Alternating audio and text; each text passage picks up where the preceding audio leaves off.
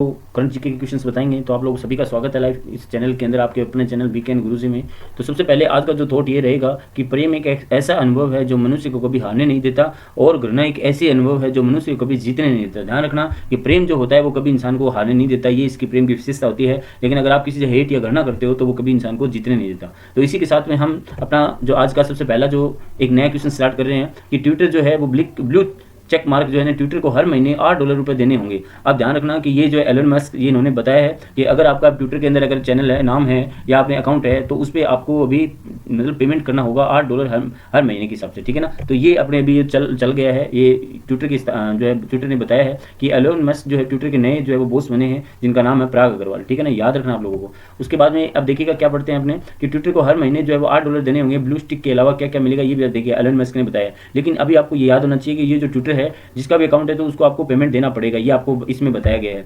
तो क्या कहते हैं कि यूजर को एक वेरीफाई अकाउंट करने के लिए जेब जो है वो डिलीट करनी पड़ेगी, ये भी आपको याद रखना है। और ये जानकारी किसने दी है? एलन मस्क ने दी है, जो ट्विटर के जो है वो सीईओ, ये आपको याद रखना, ठीक है। एलन को हो जाने पर यह खुशी हुई है कि इनमें से कोई लोग परेशान नहीं होंगे। लेकिन आपको पता है कि कोई भी जितने भी सोशल मीडिया है वो अभी फ्री ऑफ कॉस्ट है, इस पर किसी का चार्जेबल नहीं है। अगर ये पहला स्टार्ट किया तो हो सकता है कि कोई दूसरी मीडिया भी इसमें चालू कर दिया जाए, तो कहीं ना कहीं लोगों को परेशानी जरूर होगी। अब आगे देखिएगा आगे क्या होता है, लेकिन अभी तक तो इसको इम्प्लीमेंट किया नहीं है।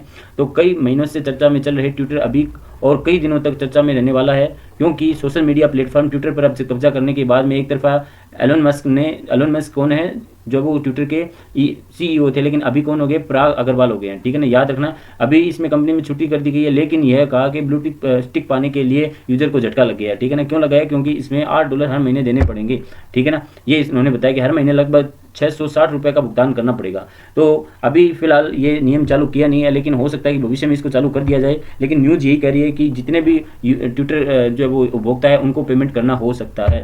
तो आई होप कि ऐसा नहीं हो, लेकिन अगर होता है तो कम से कम यूजर इसमें कम होने की संभावना रहेगी, आगे बढ़ने की संभावना कम रहेगी।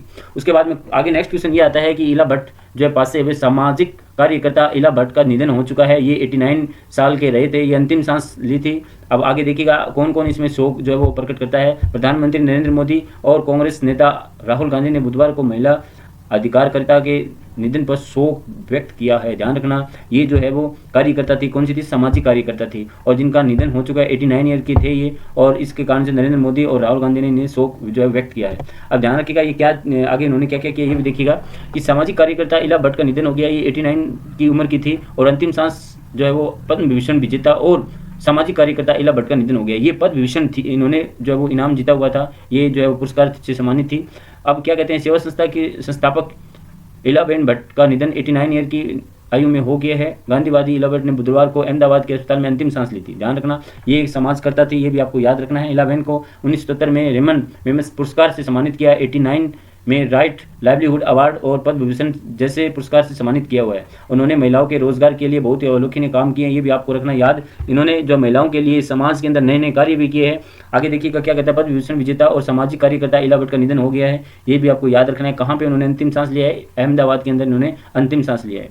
तो ये एक बहुत ही बड़ी सामाजिक कार्यकर्ता थी, और अपने देश के लिए बहुत ही गौरव की बात है। इन्होंने बहुत ही अच्छा काम किया था, लेकिन होने को कौन टाल सकता है, वो तो एक सच्चाई है। तो एक दिन तो देखो सबको जाना होता है, लेकिन काम ऐसा करो कि निशान बन जाए, कदम ऐसे रखो कि जो वो निशान बन जाए। अरे वैसे तो यहाँ सब लोग जिंदगी काट लेते हैं, लेकिन जिंदगी ऐसे जियो कि निशान बन जाए। देखिएगा इन्होंने ऐसी जिंदगी जी कि आज भी इनके लोग याद करते हैं। तो हमेशा काम ऐसा करो कि लोग आपको उम्र भर तक याद रखें, ठीक है ना। इसी के साथ में हम एक और क्वेश्चन आगे लगा देते हैं कि अरुणाचल प्रदेश के नए हवाई अड्डे का नाम डोनीपोल जो है वो रख दिया गया। याद रखना डोनीपोल ये ईटानगर के अंदर नया हवाई अड्डा बना है, याद रखना। बहुत ही नया क्वेश्चन है, और कंप्यूटर जितने भी कंपटीशन एग्जाम है उनमें आने की संभावना बहुत ज़्यादा रहती है।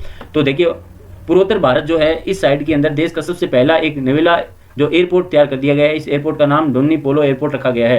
एयरपोर्ट अरुणाचल प्रदेश के अंदर राजधानी ईटानगर में स्थापित किया है। याद रखना कि ये जो स्थापित किया है कहाँ गया? ईटानगर के अंदर किया है, और अरुणाचल प्रदेश की राजधानी है। ओके, उसके बाद में अरुणाचल प्रदेश के नए हवाई अड्डे का नाम डोनीपोल जो रख दिया गया है, ये ईटानगर के अंदर है। बुधवार को इस संबंधित प्रस्ताव जो मंजूरी कर दी गई है, याद रखना। और इसकी कितनी कॉस्टेज लग रही है? 646 करोड़ रुपए की लागत को इसको तैयार किया गया है, और केंद्र और राज्य सरकार की मदद से इसको जो है वो एयरपोर्ट को विकसित किया गया है। बहुत ही अच्छी बात है देखो कि पूर्वोत्तर भारत के अंदर अपने नया एक एयरपोर्ट बना है, और जब भी कोई चीज़ नहीं बनती है वो तो एग्जाम में आने की बहुत ज़्यादा संभावना होती है, आप लोग सब जानते हो, तो इसको भी आपको याद रखना है। एक और देखिएगा, अब एक और नई स्कीम चल रही थी मोदी जी की, तो काफ़ी लोगों को पता है, लेकिन फिर भी हम आपको बता देते हैं कि उड़े देश का आम आदमी के लिए हवाई सफ़र हुआ आसान।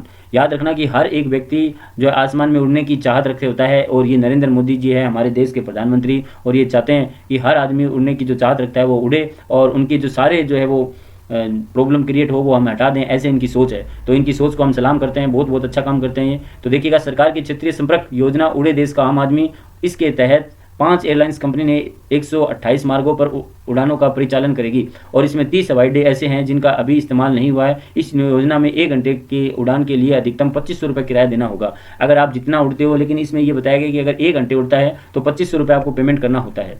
तो ध्यान रखना, ये 2500 रुपये पेमेंट के तहत ही आप उड़ सकते हो। तो सरकार की क्षेत्रीय संपर्क योजना के उड़े देश का आम आदमी के तहत 5 जो कंपनियां को इसको जो है कॉन्ट्रैक्ट दिया है, और 128 मार्गों की परिचालक करेगी, यानी 128 जो मार्गों पे उड़ा सकते हैं, इसके बारे में बताया गया। और इनको बताने वाला कौन है, उसके बाद में देखिए, विमान पथ के सचिव RN चौबे ने कहा है कि उड़ान योजना के तहत पहली उड़ान महीने में शुरुआत करने की उम्मीद है, जिनमें 70 हवाई अड्डे के लिए योजना से जोड़ा गया है।